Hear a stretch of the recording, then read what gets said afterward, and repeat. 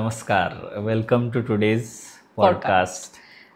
I know खूप time नंतर हा पॉडकास्ट आलेला आहे बिकॉज आम्ही ठरवलं की पॉडकास्ट जेव्हाही जाईल त्याला जस्टिस असायला पाहिजे आणि क्वालिटी आपली ड्रॉप नाही व्हायला पाहिजे. करेक्ट. त्याच्यामुळे आम्ही आमचा टाईम घेऊन पॉडकास्ट रिलीज करत आहोत. सो त्याच्यासाठी सॉरी. येस, माफी असावी, थोडीशी माफी असावी. येस. आणि आय थिंक सो आपण सुरू करण्याआधी जय भवानी, जय शिवाजी, हर हर Mahadev. Yes. So I think last पॉडकास्टमध्ये आपण बघितलं होतं जो आपण शिवनेरी फोर्टवरती जो घेतला होता आपण पॉडकास्ट, त्याच्यामध्ये आपण बघितलं होतं की अफजल खानाचा वध झाला होता. की म्हणजे वध काय म्हणतो, अफजल खानाला मारलं होतं. वध, हां, अफजल खानची डेथ झालेली आहे. आणि राजे गडावरती म्हणजे प्रतापगडावरती चढलेले होते. तिथं मनोरी होती, मंकोजी होते. ते घाबरले होते राजांच्या अंगावरती खून बघून की काय झालं. पण राजे सगळ्यांना अशुरन्स देतात की मला काहीही झालेलं नाहीये, सगळं ठीक आहे. आणि जेव्हा राजेवरती येतात त्यांना काही इजा झाली, म्हणजे ऑफकोर्स इजा थोडी झाली असते, जास्त नसती झालेली. तर ते वरती येतात आणि सगळे खुश असतात. आणि आता सगळीकडे ही पसरलेली असते न्यूज की राजे आपले सुरक्षण, त्यांनी ते तोफ सोडलेले असते. सो न्यूज पसरलेली असते की राजे सेफ आहेत. पण खाली वॉर चाललेला असतो कारण त्यांचे सोल्जर्स होते आदिलशहाचे, अफजल खानचे, आणि आपलेही सोल्जर होते, त्यांच्यामध्ये तर चालले. पण राजे सेफ होते. काइंड ऑफ वॉर आपण जिंकलेलोच आहोत बिकॉज अफजल खान तर मेल आहे मेन, त्यांचा जो हेड, जो अफजल खान होता तो तर मेल आहे. बट ह्यांच्यामध्ये ही वॉर चाललाय. तर इथे ह्याच्यामध्ये लिहिलंय की जेव्हा राजेवरती पोहोचले तेव्हा वॉर कुठे कुठे चाललं होतं, तर वाई, सुपे, शिरवळ आणि सासवड इथे वॉर चालू होता. आणि त्याच्यानंतर मग राजे जेव्हा वरती असतात तेव्हा राजे संभाजी कवजी यांना म्हणतात की ते जे वाक्य आहे ना, होता जीवा म्हणून वाचला शिवा, त्याचं वाक्याचा अर्थ काय आहे.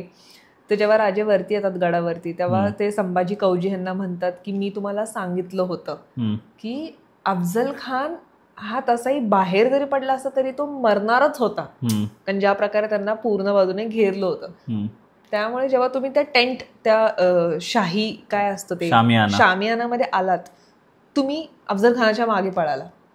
जीवा माझ्या बाजूला आला म्हणून मी वाचलो, असं राजे म्हणाले.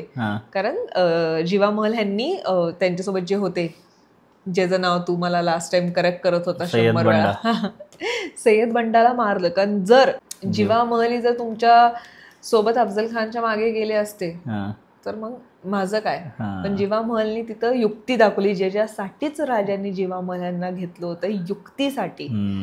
जीवा महलांच्या युक्तीमुळेच राजे सुरक्षित होते. आणि त्यांनी ते संभाजी कवजींना म्हटले की तुम्ही का गेला, त्यांचं मुंडकं, ते अफजल खानचं मुंडकं घेणं एवढं इम्पॉर्टंट नव्हतं. त्यांच्यामध्ये हे कन्व्हर्सेशन तेव्हा चाललेलं असतं. आणि जेव्हा हे कन्व्हर्सेशन चाललेलं असतं तेव्हाच त्यांना न्यूज येते की सगळीकडे आपले सोल्जर्सने खानच्या आर्मीला रूट केले. ह्याच्यामध्ये लिहिले रूट केले म्हणजे माघार पाठवलं. त्याच्यामुळे आपला ऑफिशियली विन डिक्लेअर होतो की मराठा सोल्जर्सने आदिलशहाच्या सोल्जर्सला मारलं, म्हणजेच या टायमिंगला अफजल खानच्या सोल्जर्सला मारलं. आणि वाई, सुपे, सासवड, शिरवळ हे सगळं आपल्या पुन्हा ताब्यात येतं. आता हे सगळं चाललंय प्रतापगडावर.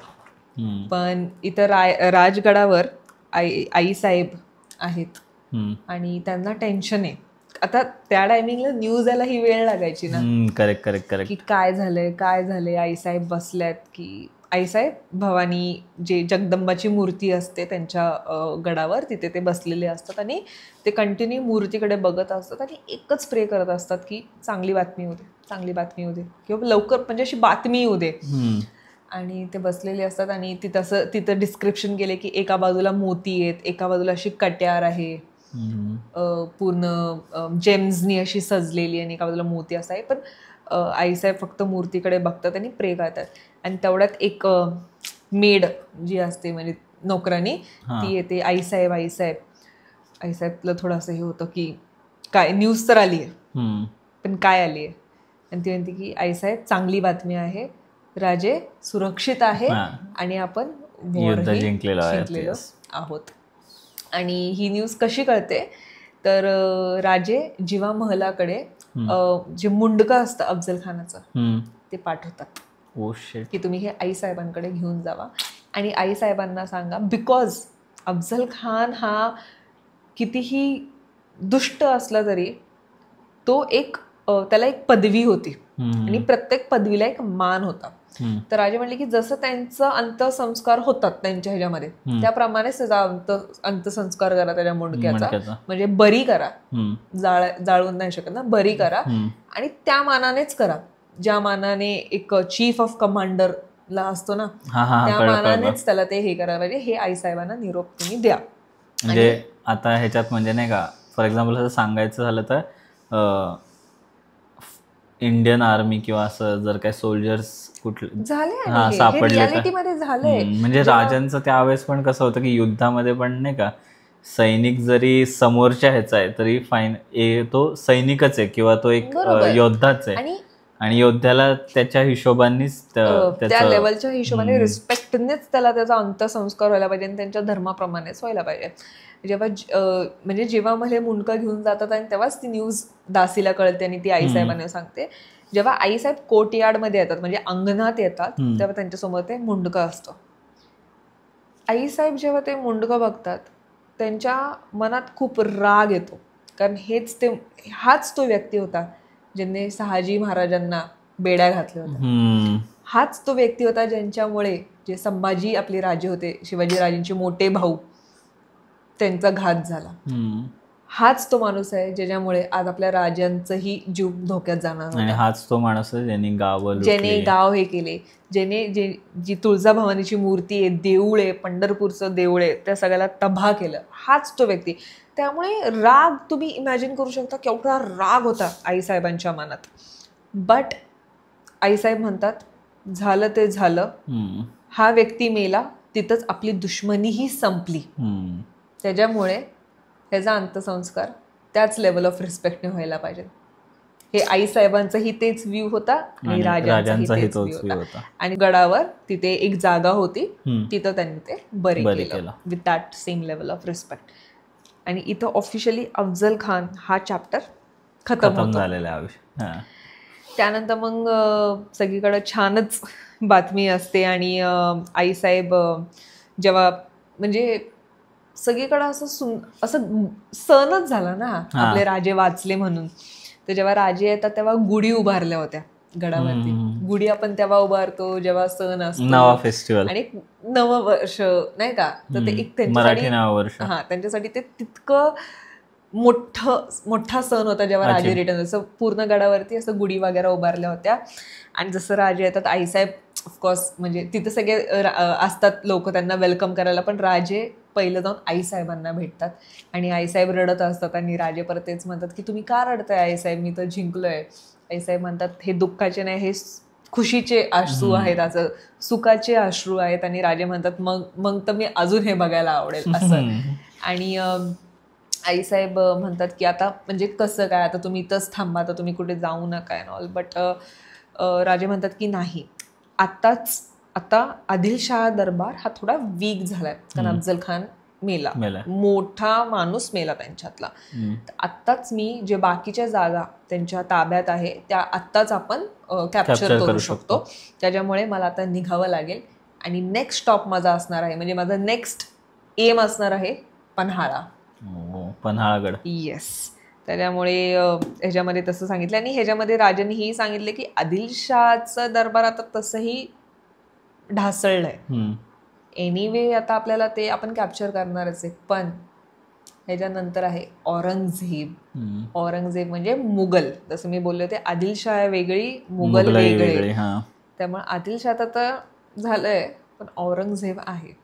आणि आपलं नेक्स्ट आता एम आहे पन्हाळा, कोल्हापूरचा पन्हाळा.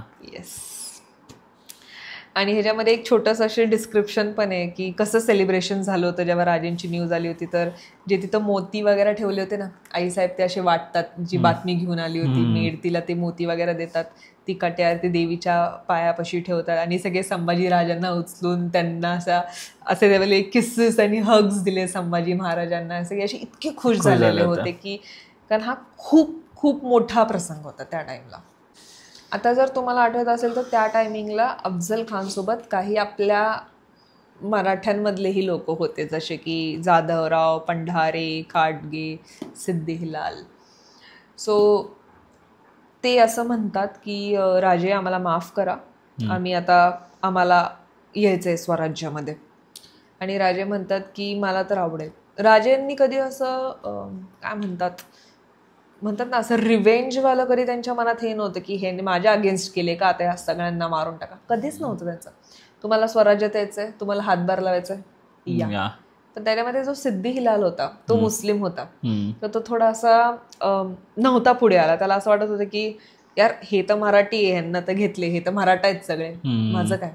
पण राजे म्हणतात सिद्दी हिलालला की शंका नसावी, तुम्ही जरी मुस्लिम असला जरी तुम्हाला आमच्यामध्ये यायचं असेल, सामील व्हायचं असेल, तुम्ही येऊ शकता. मला मुस्लिम लोकांशी काही प्रॉब्लेम नाहीये, मला त्यांच्याबद्दल काही असा द्वेष नाहीये, त्याच्यामुळे तुम्हाला यायचंय, वेलकम आहे असं. आणि हे जे होते जाधवराव, पंढारे, खाडगे, सिद्दीलाल, ह्यांच्याकडं जागे होते पुणे, इंदापूर, चाकण, सुपे, बारामती असे. तर राजांनी मेक शुअर केले की जे त्यांची एरिया होती त्यांना तीच द्या. आता तात्पुरतं त्यांना त्यांचं वरच्यावर द्या, तुम्ही पण लक्ष द्या. मी जेव्हा पन्हाळावरनं जाऊन येईल, म्हणजे ते पन्हाळावाला मोहीम जेव्हा मी पूर्ण करून येईल, तेव्हा आपण अजून डिटेलमध्ये जागा वाटप करू. पण त्या सगळ्यांना राजांनी स्वीकारलं आणि त्यांच्यामध्ये सामील केलं स्वराज्यामध्ये. येस. आणि जर तुम्हाला आठवत असेल तर जावळी, म्हणजे जिथं प्रतापगड होते, तर तुम्हाला आठवत असेल तिथं मोरे जे होते त्यांचे एक बंधू पळून गेलेले होते, अफजल खान सोबत सामील झालेला होता, नाही का. लहान दोन मुलं होती आणि त्यांचा एक भाऊ होता. त्यांचा एक भाऊ मोऱ्यांमधले एक भाऊ होता, तो पण अफजल खान सोबत सामील झालेला होता. आणि त्याचं एवढंच मोटिव्ह होतं त्या व्यक्तीचं की मला जावळी पुन्हा हवी आहे असं. तो ह्यांच्या हाती नाही लागत या पूर्ण वॉरमध्ये. तो पळून गेला, पुन्हा एक्झिट झाली, पळून गेला तो व्यक्ती. म्हणजे अफजल खानाने या वॉर मध्ये तोही होता असं. हा, बिकॉज जे राजेंच्या अगेन्स्ट होते जसे ते सगळे, ह्याच्यातले हे लोक तर पुढे आले. सिद्दी हिलाल झालं, जाधवराव झाले, हे जे बाकीचे आहेत पंढारे, खाडगे, हे सगळे आले की आम्हाला सामील करा, माफी असावी, आणि राजे त्यांना करता. पण तो जो होता ना मोरे बंधू, त्यांच्यातला एक ज्यांची जावळी होती, तो पुन्हा पळून जातो आणि तो पुन्हा हाती लागत नाही. ओके. जेव्हा अफजल खानला कॅप्चर वगैरे केलं होतं, तर इट वॉज व्हेरी ऑब्वियस की त्याची जेवढी सेना होती, म्हणजे हत्ती, घोडे, सोनं, ते सगळं आपल्याला भेटलं होतं. सो फायनान्शियली पण आता आपलं मराठा एम्पायर थोडं स्ट्रॉंग झालेलं होतं, म्हणजे आर्मी पण आपली वाढली होती. ऑफकोर्स आपले थोडे माणसं गमावले आपण, आणि जे माणसं गमावले राजांनी मेक शुअर केले की त्या लोकांना, म्हणजे असतं ना जसं आत्ता पण काय होतं तर गव्हर्नमेंट कसे पैसे देतं, तर राजांचं ह्याच्यामध्ये पण तसं होतं की जर कोणाला काही इंजुरी जरी झाली असेल तर ते त्यांच्या फॅमिलीजला वगैरे असं फायनान्शियली हेल्प करत होते, आणि ज्यांना सन्मान द्यायला पाहिजे त्यांना सन्मान वगैरे दिला. आफ्टर दॅट 18 दिवसात त्यांना ते, म्हणजे 18 दिवसात पन्हाळा कॅप्चर झाला. तर तो कसा झाला तो सांगणार. येस. सो राजे आता जातात आणि भेटतात आपल्या नेताजी ह्यांना हे असं काका असं म्हणायचे की काका आता हे तर झालंय, आता आपल्याला चंदनवंदन जे आहे गड, चंदनवंदनचे गड ते आपल्याला जिंकायचे, आणि तिथून मग आपल्याला पन्हाळ्याला जायचं. आणि आता कसं झालं होतं, राजांचं नाव आता असं झालं होतं की ही सन्मान ज्याने अफजल खानला मारलंय, म्हणजे तर लोकांना भीती वाटायला लागली. तर आदिलशाहींची ट्रूप वाई, सुपे हिथं तर होते, तर त्यांना जसं कळायचं ना राजे येणारे किंवा राजे येत आहेत, ते घाबरून पळून जायचे तिथनं. सो तसं करून कॅप्चर झाले. चंदनवंदनचे फोर्ट पण कॅप्चर झाले. पन्हाळा हा 6 किलोमीटरवर आहे कोल्हापूरवरनं, आणि 18 दिवसामध्ये त्यांनी 2 दिवस त्यांचा वॉर चालला होता. ऑफकोर्स राजे तिथे प्रेझेंट नव्हते, खाली कॅम्प ते करायचे आणि मग सोल्जर्स जाऊन वॉरवर जायचे. कॅम्पमध्ये राजांनी नेताजी असायचे, आणि आपले मराठा सोल्जर जाऊन हे करायचे, आणि कोणतरी एक त्या वॉरला लीड करायचं, अशी स्ट्रॅटेजी असायची. 2 दिवस तो वॉर चालला, पण आपल्या मराठा सोल्जर्सने त्यांना डिफीट केलं, बिकॉज ऑफकोर्स ते प्रिपेअर्ड. पन्हाळ्यावरती कोण होतं? पण पन्हाळ्यावरती आदिलशहाचे ट्रूप्स होते, आणि तिथं जास्त कोणी नव्हतं लक्ष द्यायला, बिकॉज आता अफजल खान पण मेलाय, कोणी त्यांच्यामध्ये असा एखादा सुभेदार पण नाहीये, ट्रूप्स पण जास्त नव्हते, त्यांना लीड करायला कोणी नव्हतं. तर इट वॉज व्हेरी ऑब्वियस की आपण जिंकणार आहे. पण तो वॉर 2 दिवस चालला, आणि नंतर मग न्यूज आली खाली कॅम्पमध्ये, म्हणजे जिथं राजे होते, की आपण जिंकलेलो आहोत, गड आपण कॅप्चर केलेला आहे. तर नेताजी म्हणतात की राजे तुम्ही 2 दिवस झोपलेलं नाही, तुम्ही आराम नाही केला, तुम्ही आराम करा, मी जाऊन गडाचं बघतो की कसं काय आपण पुढे करू शकतो बांधणी. राजे म्हणतात की नाही, गड जिंकलाय, जोपर्यंत मी गडावर म्हणजे गडावर जाणं माझ्यासाठी एक बाम आहे माझ्या जखमेसाठी, आणि मला जायचंय. आणि इथे इतकं सुंदर डिस्क्रिप्शन दिलंय ना की पाटेची वेळ आहे, राजांची इच्छा असते की त्यांना मालवण एरिया गडावरनं बघायचा असतो, तर ते गडावरती जाऊन मालवण एरिया बघत असतात. तिथनं असं थंड वारं लागत असतं त्यांना, आणि तिथनं सनराईज होतोय, आणि राजे पाया पडतात बिकॉज सूर्यदेव. आणि म्हणजे असं त्यांनी डिस्क्राईब केलं की इतका सुंदर व्ह्यू, आणि राजांची इच्छा असते की तिथं आपला भगवा झेंडा फडकला पाहिजे. आणि असं इतकं खूप म्हणजे सुंदर डिस्क्रिप्शन आहे. म्हणजे जर कोणाला असं एकदम इमॅजिन करायचं असेल तर तुम्ही हे पुस्तक डेफिनेटली वाचू शकता. आणि असं कोण आपल्याला पन्हाळा भेटतो. आता आदिलशाही दरबारमध्ये काय, अफजल खान हा फक्त डिफीट नाही झालाय, तर हा मेला पण. आपले जेवढे रिजन होते तेवढे पण कॅप्चर झाले.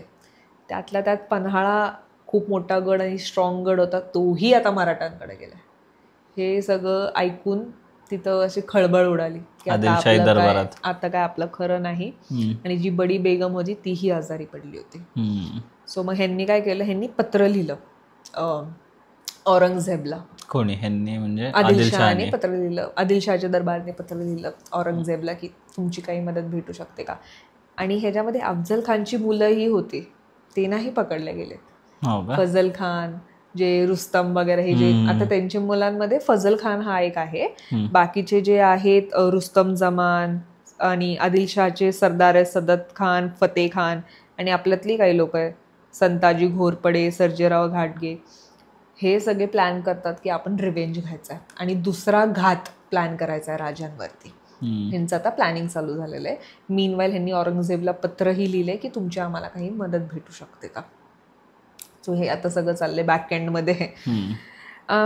जसं राजांना खबर येते की आता आपल्यावरती अटॅक होणार आहे, बिकॉज आता आपल्याकडे घोडे वगैरे जास्त आहे, अफजल खानचं भेटलं ना आपल्याला ते लूट मारल्यामुळे, तर ते काय करतात, ते मूव्ह करतात त्यांचे ट्रूप्स पुण्यावरनं सगळे, जिथं ते आता आहेत पन्हाळ्यावरती, तर राजे पन्हाळ्यावरती, ते पुण्यावरनं पन्हाळ्यावरती सगळे त्यांचे ट्रूप्स, हत्ती, सगळं सोल्जर्स वगैरे मूव्ह करतात.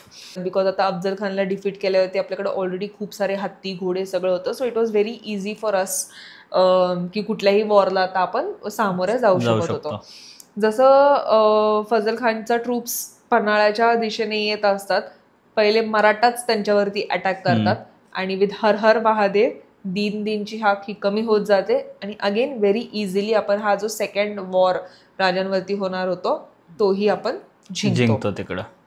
आफ्टर दिस आता राजांना असं वाटतं, बिकॉज इतक्या वेळा आपण 2 वेळा आता आपण आदिलशाहीच्या ट्रूप्सला हरवलं, एकदा अफजल खान आणि दुसरा अफजल खानच्या मुलाला फजल खानला. तर मला नाही वाटत की आदिलशाह आता पुन्हा अटॅक करणार आपल्यावरती. सो आता आपण कोकण जो भाग आहे तो कॅप्चर करू. कोकण भाग हा आला ओशनच्या साईडला, तर तिथे राजापूर फोर्ट आहे, तिथे 3 शिप्स होत्या ज्या अफजल खानच्या आहेत. तर राजे म्हणले की आपल्याला ते फोर्ट किंवा तिकडची जागा नकोय, इकडे हा जो प्लॅन लीड केला होता त्यांचं नाव आहे दारूजी. त्यानंतर दारूजींना की ते जे 3 शिप्स आहेत अफजल खानच्या, आपल्याला ती एरिया नको, आपल्याला फक्त त्या 3 शिप्स हव्यात, तर तुम्ही जाऊन त्या 3 शिप्स फक्त कॅप्चर करा. जेव्हा ते 3 शिप्स कॅप्चर करायला लोकांना पाठवतात दारूजी अंडर द्या लिडरशिप, तर ब्रिटिश सोल्जर काय करतात, आता इथे ब्रिटिश सोल्जरही आहेत इन पिक्चर, ते 1 शिप रिटेन करतात आणि 2च शिप फक्त देतात राजांच्या लोकांना. आता पण म्हणजे आपण ब्रिटिश लोकांची वॉर नाही करत का त्यावेळेस, ते फक्त एक समझोता टाईप असं. ब्रिटिश त्यावेळेस सो अर्ध्या लोकांना माहिती नाही, पण ब्रिटिशने कधी असा कब्जा नव्हता केला आपल्यावरती. ब्रिटिशने एक ईस्ट इंडिया कंपनी म्हणून ओपन केलेलं होतं, आणि त्याच्या थ्रू त्यांनी हळूहळू इन्व्हेड केलं आपल्यावरती. So that is a different history to discuss. पण तसं करून मग काय होतं, जेव्हा दारूजींना कळतं की अरे ह्यांनी 1 शिप तर आपल्याला दिलीच नाहीये, तर तिकडचा जो एक सोल्जर होता ब्रिटिशचा, त्याचं नाव आहे गिफर्ड, ते दारूजी म्हणतात की त्याला कॅप्चर करा, त्याने कसं आपल्याला 1 शिप दिली नाही. सो ऑफकोर्स त्या व्यक्तीला जेव्हा ते कॅप्चर करतात तर ब्रिटिश सोल्जर्स राजांकडं नेगोशिएट करायला लोकांना पडतं की प्लीज आमच्या सोल्जरला सोडा, आम्ही काय करू शकतो त्याच्या बदलात. तर राजांना माहिती होते की ब्रिटिश लोक हे खूप कनिंग आहेत, म्हणजे खूप असे लॉयल व्यक्तीमधले नाही आहेत, हे कधी पलटी वगैरे मारू शकतात. ॲट द सेम टाइम त्यांना हेही माहिती होते की हे रुस्तम खान ह्या लोकांचे सोबत चांगले आहेत, या लोकांसोबत ह्यांची मैत्री आहे. राजा आम्ही गिफ्टफर्डला सोडणार याच रिटर्न अग्रीमेंटवरती की जे हे लोक आहेत ना, सिद्दी नवाब जंजिराचा किंवा रुस्तम जमान, ह्यांना तुम्ही हेल्प नाही करायचे. जे कोणी स्वराज्याच्या अगेन्स्ट, शिवाजी महाराजांच्या अगेन्स्ट असेल, British will not support them. हे त्यांनी रिटर्न अग्रीमेंट केलं आणि मग गिफ्टफर्डला रिटर्न केलं. एवढा ब्रिटिश लोकांनी ऐकलं लगेच. मग आता त्यांना त्यांचा व्यक्ती हवा होता ना. त्याच्यानंतर मग जसं फजल खानचंही डिफीट झालं, हे झालं, तर आदिलशाहच्या दरबाराला कळलं होतं की आता आपलं काही खरं नाही. पण ॲट द सेम टाइम जर तुम्हाला आठवत असं मी बोलले होते काही वेळा आधी की त्यांनी एक पत्र पाठवलेलं होतं औरंगजेबला, या पोरांनी मिळून ना, अफजल खान, म्हणजे आदिलशाह दरबाराकडनं एक पत्र गेलं होतं. सो आता हा जो तिसरा वॉर आहे ना, हा थोडा अवघड आहे. ह्याच्यामध्ये आता काय झालं, आता आदिलशाह जो आहे, अली आदिलशाह, हा जातो सिद्दी जोहरकडे. सिद्दी जोहर आदिलशाहच्या ह्याच्यामध्ये नव्हता. सिद्दी जोहर एक आपला इंडिपेंडंट माणूस होता, but he was very strong in politics and strategies and other thing. So ह्याच्यामध्ये लिहिले की ते त्याच्याकडे जातात, सिद्दी जोहरकडे, की तुम्ही आम्हाला हेल्प करा काहीही करून. तर ते प्लॅन करतात की आता हा जो तिसरा वॉर असणार आहे, ह्याच्यामध्ये फजल खान, रुस्तम जमान, सिद्दी जोहर हे सगळे जाणार. ह्यांच्याकडे आहे 40,000 सोल्जर, म्हणजे 40,000ची आर्मी आहे आता ह्यांच्याकडे, अजूनही आहे ह्यांच्याकडे.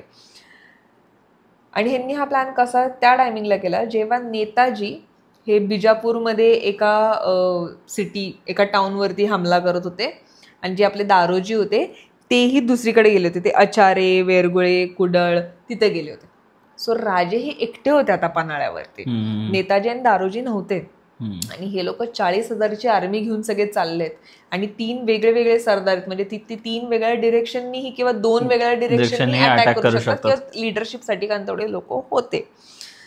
सो काय होतं, जेव्हा राजांना हे कळतं, राजे थोडे अनएक्सपेक्टेड आहे ना हे, कारण आता 2 अटॅक बॅक टू बॅक ते हरले, तरी कसं काय पुन्हा तिसरा अटॅक करणार आहे. तर राजांना हे एक्सपेक्टेड नव्हतं. सो राजे हे प्रिपेअर्ड नव्हते. नेताजी आणि दारोजी पण नाही आहेत. मग आता करायचं का नाही, बातमी तर पाठवली आहे, तर आता त्यांना यायला किती वेळ लागेल, त्यांच्यापर्यंत बातमी पोचती का नाही त्याचाही खबर नाही ना आपल्याला.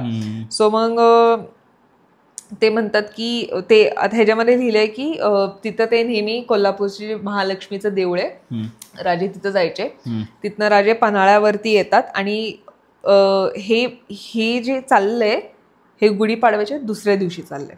सो पूर्ण गड वगैरे आपला सुंदर सजलेला आहे, हे आहे. पण राजांच्या मनात आता थोडी बेचैनी आहे की नेताजी आणि दारोजी पण लवकरात लवकर ही बातमी पोहोचायला पाहिजे, लवकरात लवकर ते ट्रूप्स घेऊन यायला पाहिजे. बट जेव्हा पन्हाळा कॅप्चर केलेलं होतं, ही मेड शुअर की पन्हाळ्याला स्ट्रॉंग करायचं. सो त्याची बांधणी स्ट्रॉंग केलेली आहे, तोफ लावलेले आहेत, सो तसे आपण सेफ आहोत. आता ह्याच्यामध्ये असं लिहिलंय की 2 डिरेक्शन्समधनं आदिलशहाचे ट्रूप्स येतात, ठीक आहे. आणि आता एंट्री होते शाहिस्ते खानाचे. शाहिस्ते खान आहे मुघलचा, जे पत्र लिहिलेलं होतं ना औरंगजेबला, तो पण आला होता. औरंगजेबने त्याचा एक माणूस म्हणजे शाहिस्ते खानला पाठवलं होतं त्याच्या आर्मी सोबत. सो ह्या चॅप्टरचा एंड असा केलेला आहे की म्हणजे काय होतं, सिद्दी जोहरची आर्मी वगैरे येते, राजांनी जर तोफ सोडल्या तर ते मरूनही जातील त्यांचे ट्रूप्स. पण राजे आता एकटे गडावरती अडकलेत, आणि 3ही बाजूने दुश्मन आहेत, मुघलही आहे आणि आदिलशाही आहे. आणि सिद्दी जोहर आलाय की नाही आलाय? सिद्दी जोहरही आहे. सिद्दी जोहर हा आदिलशाह, सिद्दी जोहर, फजल खान, रुस्तम जमान हे सगळे आदिलशाह, शाहिस्ते खान औरंगजेबचा. पण ह्या चौघांचा टार्गेट कोण आहे? आपले राजे. त्यामुळे पन्हाळ्यावरती आपले राजे हे एकटे अडकलेले आहेत, आणि नेताजी आणि दारोजी यांचा अजून काहीही संदेश आलेला नाही. सो आय थिंक आपण आता इथेच स्टॉपही करू शकतो. बट हेच आहे की आता बघू की पन्हाळ्यामधनं आता आपल्या राजांची एस्केप कशी होते. प्रतापगडाची तर आपण पाहिलीच, मला आता पन्हाळ्याची कशी होते. येस. सो मग असा होता हा आजचा आपला भाग 8 आणि आपण इथेच मग ब्रेक घेत आहोत. पुढच्या भागात आपण बघू की राजा पन्हाळ्यामधनं कसे निघतात, राजे पन्हाळ्यावरनं कसे एस्केप करणार आहेत किंवा निघणार आहेत. मे बी त्यांना एस्केप करायची गरजही नाही पडणार. मे बी आपण त्यांच्या ट्रूप्सला डिफीट करू, कारण आपण बांधणी छान केली आहे, किंवा नेताजी किंवा दारूजीकडनं काही मदतही येऊ शकते. सो माहिती नाही आता काय होणार आहे. आणि मला फीडबॅक असा आला होता की तुम्ही थोडा मोठा करा पॉडकास्टचा टायमिंग अँड ऑल, बट जेव्हा आम्ही बोलतो ना तेव्हा ते खूप हेवी होऊन जातं. मलाही बोलायला आणि चैतन्यालाही तितकं एक साथ तेवढं ते घ्यायला. Not everyone has the same capacity to speak or to listen. त्याच्यामुळे आमच्याने जेवढं होते, आणि ह्याला आता 1 वर्ष जरी लागलं ना कम्प्लीट करायला, मला काही हरकत नाहीये. आपण करूया, नक्की करूया. बिकॉज आमचं दोघांचं एवढंच मत आहे की ही स्टोरी लोकांपर्यंत पोहोचावी. मग ती शॉर्ट ड्युरेशन मध्ये असू दे किंवा लॉंग ड्युरेशन मध्ये असू दे. So I think that is it for today. Thank you for watching. हर हर महादेव. जय भवानी, जय शिवाजी.